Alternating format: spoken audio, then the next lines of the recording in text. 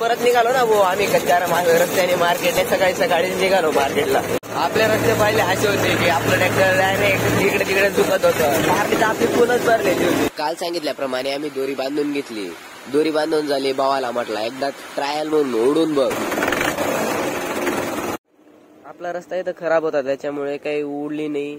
म्हटलं आता चांगला रस्ता आला की मग ओढायला सुरुवात करायची.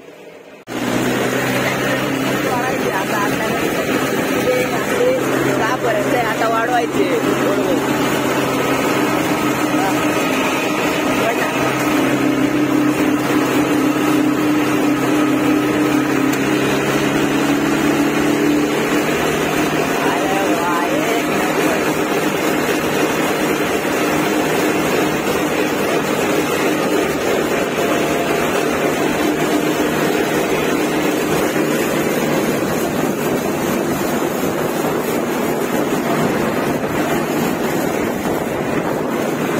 आपल्या ट्रॅक्टरची स्पीड खूपच जोरात झालेली आहे. कोणी म्हणणार नाही आपला ट्रॅक्टर म्हातारा आहे असं.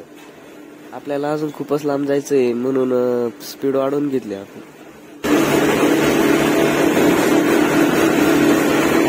आम्ही सकाळी सकाळीच निघालो होतो मार्केटला. सकाळपासून तर आतापर्यंत एकही ट्रॅक्टर दिसत नव्हता आम्हाला रस्त्याने जाताना मार्केटवरती. तर आता पहिलंच ट्रॅक्टर दिसलेलं आहे आम्हाला. आम्ही जातच होतो मार्केटच्या दिशेने. तेवढ्यातच आम्हाला एक ट्रॅक्टर रिवर्स येताना दिसलं. मग आम्ही त्या व्यक्तीला विचारून घेतलं तुम्ही का बरं परत चालले घरी. ते म्हणे मार्केट फुल झालेलं आहे म्हणे त्याच्यामुळे परत निघालो म्हणे. मग आम्ही म्हटलं चला आता वणीलाच जावं लागणार आहे कारण की आता परत घरी जाणं पण परवडणार नाही. आम्ही थांबलेलोच होतो. तोपर्यंत म्हटलं ट्रॉली मध्ये जे पडणारे कांदे होते ते वरती टाकून द्यावं. वरती टाकून झाले आणि लगेचच त्या व्यक्तीकडे गेलो. त्या व्यक्तीची ओळख निघाली मार्केटमध्ये कोणाची तरी. मग त्या व्यक्तीने विचारलं वणी मार्केट चालू आहे का. वणी मार्केट चालू निघालं. आम्ही निघालोच होतो वणीकडे. तेवढ्यात अजून एक ट्रॅक्टर आलं. ते शेतकरी विचारत होते तुम्ही का बरं इथं थांबलेले आहे म्हणे. मग आम्ही सांगितलं आबोना मार्केट फुल भरलेलं आहे. मग ते शेतकरी म्हणायला लागले मग आता काय करायचं. आम्ही पण त्यांना सांगितलं चला आता म्हटलं वणीला. आम्ही पण निघालो लगेच दोरी ओढून वणीला. वणी मार्केट अजून खूपच लांब आहे आणि दोरी ओढून ओढून आपल्या हातही दुखायला लागले. चला म्हटलं आता थोडीशी दोरीला पंडित लिहावे लागणार आहे. ट्रॅक्टरची स्पीड इतकी झाली होती की डायरेक्ट रेस काढ्याने आत्महत्या करून घेतली.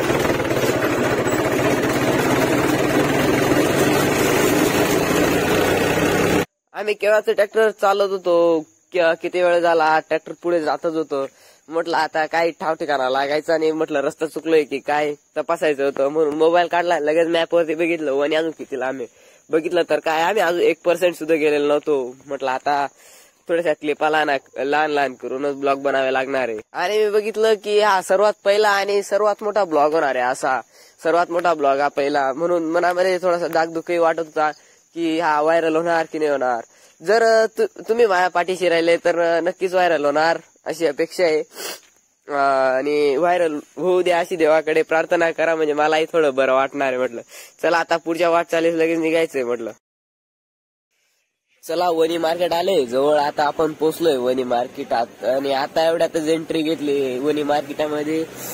आपण मध्ये पोहोचलो आणि म्हटलं आता पुढे काय भाव निघतो ते वगैरे बघायचंय. त्याच्यामुळे आता एका ठिकाणी ट्रॅक्टर लावून देणार आहोत आम्ही. आता पुढे खूपच ट्रॅक्टरांची गर्दी दिसत होती. समोरच हॉटेल बिटेल होतं. म्हटलं जेवण बिवण करून घ्यावं. ट्रॅक्टर लावून आम्ही पोहोचलो मार्केटामध्ये. थोड्या बऱ्या प्रमाणात ट्रॅक्टर दिसायला सुरुवात झाली. मग आम्ही थोडस अजून पुढे गेलो. आम्ही जसं जसं पुढे जात होतो तशी आम्हाला आवक वाढलेली दिसत होती. आता फक्त आम्हाला एखादी चांगली जागा बघून ट्रॅक्टर लावायचं होतं. ट्रॅक्टर लावायला आपल्याला एकदम चांगली जागा सापडली आणि लगेचच आम्ही ठरवलं की लगेच आम्हाला जेवायला जायचंय. म्हटलं आता जोरात भूक लागली चला आता जेवणाची सोय करावी लागणार. भाऊ चाललाय पुढे जाताना आम्हाला मामाही भेटले. बरं झालं म्हटलं कोणीतरी सोबत मार्केटात कोणीतरी ओळखीचं लागलं. थोड्या पहिलेच मला मामाने सांगितलेलं होतं की तिकडे जाऊन ट्रॅक्टर बघून ये म्हणे. दडीवरती ट्रॅक्टर लावलेले कसं लावलेलं आहे बघून ये. मी बघायला गेलो. मला असं आश्चर्य वाटलं की हे ट्रॅक्टर चढवलं कसं काय असणार. मला नवल वाटत होतं की ट्रॅक्टर कसं काय चढवलं. त्याचं तर नव्हतं की ट्रॅक्टर इथंपर्यंत आणलं कसं काय. टायर असं होतं की डायरेक्ट टायरला नक्षीच नव्हती. पूर्ण चोपडा टायर झालेलं होतं. म्हटलं आता जाऊ द्या, चला जेवण तर करून घेऊ. दिमाग पण चालत नव्हता जेवण केलं नसल्यामुळे. मग आम्ही लगेचच निघालो जेवण करायला हॉटेलमध्ये. समोरच हॉटेल होतं. जेवण वगैरे करून लगेचच ट्रॅक्टरकडे जायचं होतं म्हणून जेवण करून घेतलं. आमचं जेवण वगैरे झालं. मिसळ पाव एकदम भारी होता आणि सोबतच एक पाण्याची बॉटल घेऊन घेतली. ताण वगैरे लागले तर म्हटलं कामात येणार आहे. आम्ही पोचलो आमच्या ट्रॅक्टर पाशी. लांबून बघितलं दुसरं ट्रॅक्टर डायरेक्ट आम्हाला पत्र्याचं ओढ दिसत होतं. डायरेक्ट पत्र्याचं वाटतंय, त्याच्यामुळे आता बघून येतो. हेच ते ट्रॅक्टर. आता जाऊन येऊ. मी एक्सायटेड होतो की पहिल्यांदा बघायला मिळणार आहे म्हटलं ट्रॅक्टरला पत्र्याचं उड. मी पोचलो तिथं डायरेक्ट वाजवलं उड. मी त्यांना विचारून घेतलं हे उड कुठून बनवलेले. ते म्हणे कनाशी. माझ्या डोक्यात विचार आलेला होता की आपण पण असं उड बनवून घ्या आपल्या ट्रॅक्टरसाठी, पण नंतर विचार बदलून घेणार. कारण की जेव्हा ट्रॅक्टर चालतं तेव्हा हे सगळे पत्रे हालता व ट्रॅक्टरचा आवाज खूप वाढून जातो. म्हणजे धडधड खडखड धडधडचा आवाज येतो. त्याच्यामुळे ते उड बसवणं पण चांगलं नाही, म्हणून कॅन्सल केला प्लॅन. आम्ही पण बसवणार होतो तिथं. बरं झालं प्रत्यक्षात भेटून घेतलं. ते म्हणे चालता ट्रॅक्टरवरती खूप जोरात आवाज येतो म्हणे पत्र्यांचा म्हणे. मग जाऊ द्या म्हटलं आपण नाही, अजिबातच नाही बसवायचं, कारण की आवाज येतो मग राहिलंच काय खाली. व्यापारी आले, फाळके पाडायला सुरुवात केली आणि व्यापारी 3-4 व्यापारी आलेले होते. थोडा काही व्यापारी येणार होते. लिलाव चालू झालेला होता.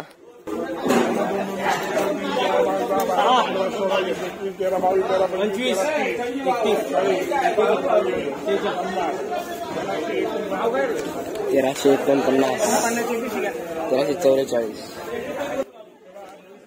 या वर्षी शेतकऱ्यांचं काही खरं वाटत नव्हतं. कांद्यांना बघून शेतकऱ्यांना हमी भाव केव्हा भेटणार याची चिंता शेतकऱ्याला होती. हा माल बघू शकता तुम्ही, किती भारी माल आहे. पूर्ण लूटभावात माल गेलेला आहे आपला. 830 रुपये प्रति क्विंटल गेलेला हा माल. तुम्ही बघू शकता कशी पण केली याची किंमत आपल्याला 3 ते 4 हजार रुपये पर्यंत असलीच पाहिजे. प्रत्येक शेतकऱ्याची अपेक्षा असते आपला माल कष्टाने पिकवलेला असतो, चांगला भाव मिळायलाच हवा. पण काय आता शेतकऱ्याला बोलता येत नाही पुढे. 8 रुपये किलो म्हणजे खूपच कमी.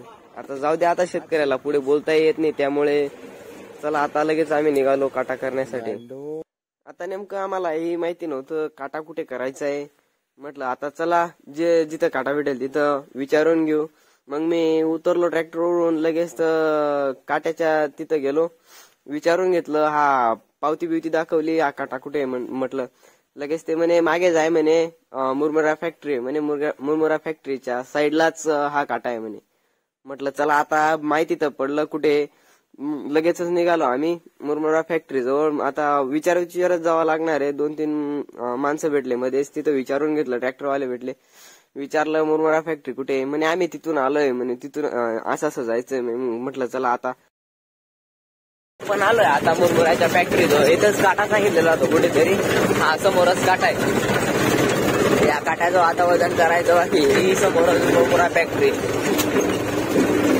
आपल्या कांद्याच्या मालाच्या प्रमाणे आपल्याला भाव तर काही चांगला भेटलेला नाही.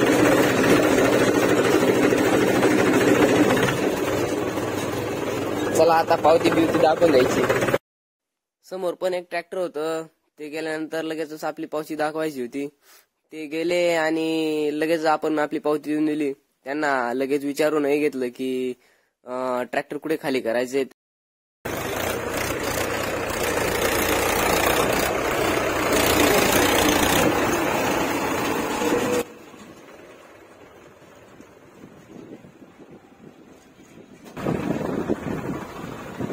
काटा बिटा झालेला आहे. आता आपण चाललो. लाकडी शेड सांगितलेले त्यांनी समोर. लाकडी शेड आता समोर तर काही लाकडी शेड दिसत नाही. हा समोर हा दिसत लाकडी शेड. हा समोर मुरमुरा फॅक्टरी. आता लाईन तर खूप मोठी आहे. ट्रॅक्टर बंद करून जावं लागेल तिकडे. आम्ही आलोय खळ्यावरती. सर्व कांदे आम्हाला सारखे दिसत होते. आमच्यासारखे सगळे कांदे होते. आणि आता ट्रॅक्टरांची लाईनही खूप मोठी झालेली होती. त्याच्यामुळे म्हटलं थोडासा इथं आराम करून घ्यावा.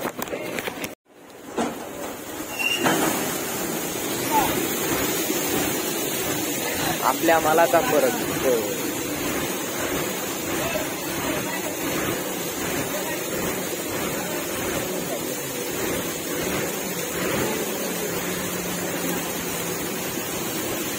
आता आपलं ट्रॅक्टर इथं खाली झालेलं आहे पूर्ण, आणि जे ट्रॅक्टरवरती अटकलेले कांदे होते ते खाली काढून घेतले. थोडा वेळ झाला तिथं थांबलो आणि लगेचच भाऊ म्हणे चाल म्हणे आता आपल्याला खालीचा काटा करायचा आहे. मग मी ट्रॉलीवरती चढलो. मग थोडा वेळ झाला लगेच आम्हाला मामा ते दिसले. मामा ते ट्रॅक्टरवरती बसले आणि लगेचच निघालो आम्ही खालीचा काटा करण्यासाठी. आपला काटा वगैरे झालेला आहे. आता डायरेक्ट घराकडे यायचं. मामा ते उतरून गेले ट्रॅक्टरवरून, कारण की त्यांचा खालीचा काटा झालेला नव्हता. त्यांनी ट्रॅक्टर आणलेलं होतं कांद्यांचं. आता गेलेले ते. आम्ही चाललोय पुढे निसर्गाचा आनंद घेत. ट्रॅक्टर पण थोडा हळू करून घेतलं, कारण की निसर्गाचाही आनंद घ्यायचा होता आम्हाला. निसर्गाचा आनंद घ्यायचा होता त्याच्यामुळे मी व्हिडिओ काढणं बंद करून दिलं होतं. निसर्गाचा चांगल्यापैकी आनंद घेतला. आम्ही आता पोहोचलोय आमच्या गावाकडे. आता निघालो आम्ही आमच्या घराकडे.